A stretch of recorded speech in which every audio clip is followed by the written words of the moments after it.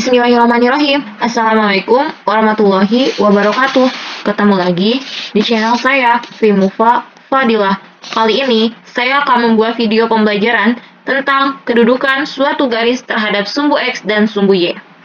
Materi ini masih berkaitan dengan materi yang ada pada KD koordinat kartesius. Jangan lupa yang belum tekan tombol subscribe-nya, tekan tombol subscribe-nya dulu dan nyalakan loncengnya. Ini adalah kompetensi dasar yang digunakan pada video pembelajaran kali ini. Kompetensi dasar pengetahuannya menjelaskan kedudukan titik dalam bidang koordinat kartesius yang dihubungkan dengan masalah kontekstual. Kompetensi dasar keterampilannya menyelesaikan masalah yang berkaitan dengan kedudukan titik dalam bidang koordinat kartesius. Nah, ini ada tujuan pembelajaran. Setelah mengikuti proses pembelajaran dengan menggunakan problem-based learning, peserta didik dapat yang pertama, menjelaskan kedudukan suatu garis yang sejajar dengan sumbu X dan sumbu Y dengan benar. Yang kedua, menjelaskan kedudukan suatu garis yang tegak lurus dengan sumbu X dan sumbu Y dengan benar.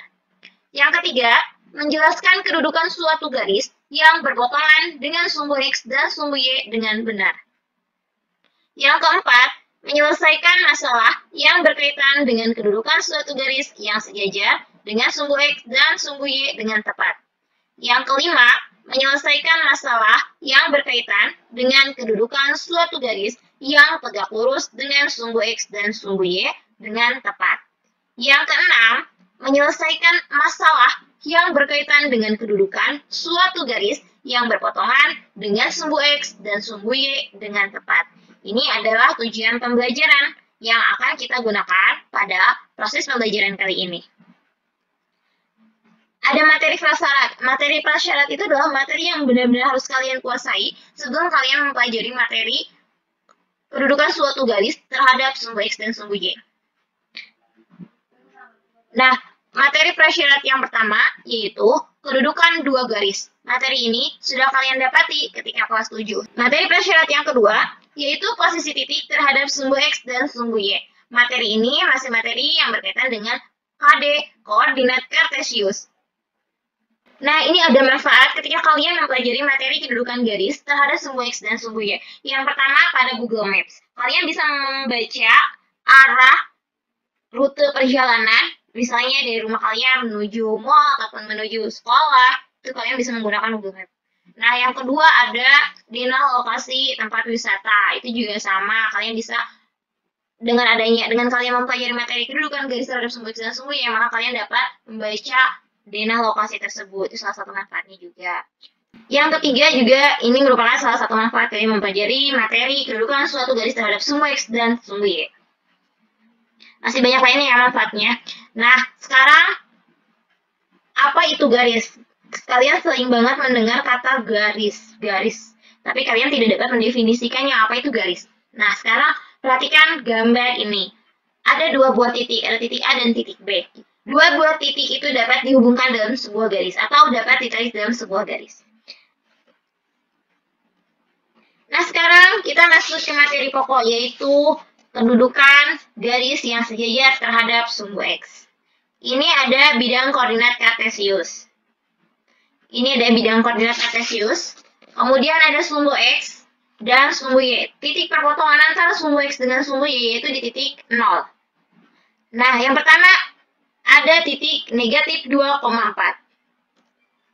Kemudian titik yang keduanya yaitu di titik 5,4. Ada dua buah titik. Ingat, dua buah titik itu dapat dihubungkan dalam sebuah garis. Nah, kita hubungkan dalam sebuah garis. Garis yang berwarna merah ini garis yang menghubungkan titik negatif 2,4 dan titik 5,4. Sekarang ada titik yang ketiga. Titik yang ketiga itu terletak di titik 2,2.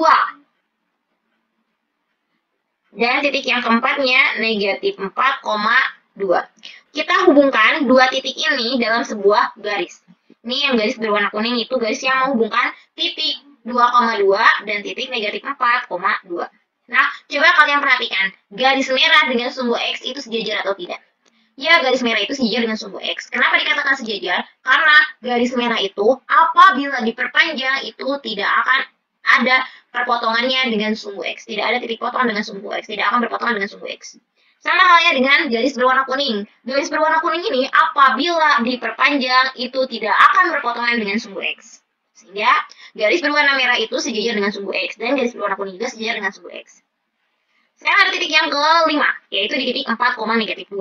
Dan titik keenamnya, yaitu di titik negatif 4, negatif 2. Kita hubungkan dalam sebuah garis lagi. Nah, ada garis berwarna biru. Garis berwarna biru ini juga sama sejajar dengan sumbu X. Kita lanjut ke kedudukan garis yang sejajar terhadap sumbu Y. Nah, tadi sumbu X, sekarang sumbu Y. Ada bidang koordinat kartesius, ada sumbu X dan ada sumbu Y.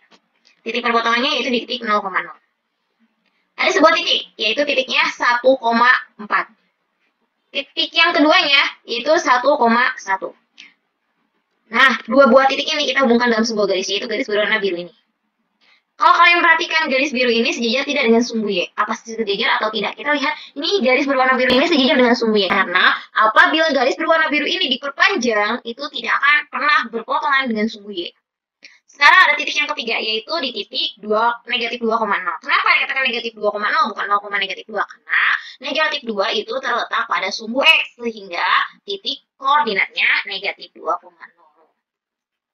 Titik yang keempatnya, yaitu di titik negatif 2, negatif 3. Kita hubungkan lagi dalam sebuah garis. Ada garis berwarna merah.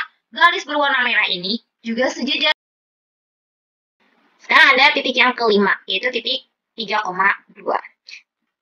Dan titik yang keenamnya 3, negatif 1. Kita hubungkan lagi dalam sebuah garis, ada garis berwarna hijau. Garis yang berwarna hijau ini sama seperti garis berwarna biru, sama seperti garis berwarna merah. Garis berwarna hijau ini sejajar.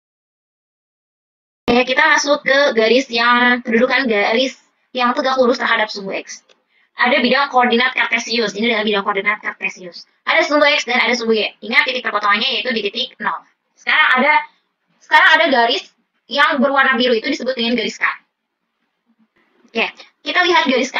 Garis K ini sejajar dengan sumbu Y. Tetapi garis K ini tegak lurus terhadap sumbu X. Kenapa dikatakan tegak lurus? Tegak lurus itu ada titik potongnya dalam bentuk sudut 90 derajat atau sudut siku-siku. Nah, titik potongnya itu di titik mana? Titik potongnya berada di titik 2,0. Jadi, perpotongan antara garis K dengan sumbu X itu di titik 2,0. Itu titik potongnya ya, titik potongnya di titik 2,0. Nah, garis K ini tegak lurus terhadap sumbu X. Dia mempunyai jaraknya berapa? Garis K ini mempunyai jarak yaitu 2 satuan terhadap sumbu Y. Dan terletaknya di sebelah kanan sumbu Y. Sekarang ada garis berwarna merah. Garis berwarna merah ini kita namakan dengan garis M. Garis M memang sejajar dengan sumbu Y. Tetapi garis M itu tegak lurus terhadap sumbu X. Garis M memiliki jarak 3 satuan terhadap sumbu Y. Tetapi garis M ini terletak di sebelah kiri sumbu Y. Ya, ini garis yang tegak lurus ya. Ingat, garis yang tegak lurus itu ada titik potong, kemudian membentuk sudut 90 derajat.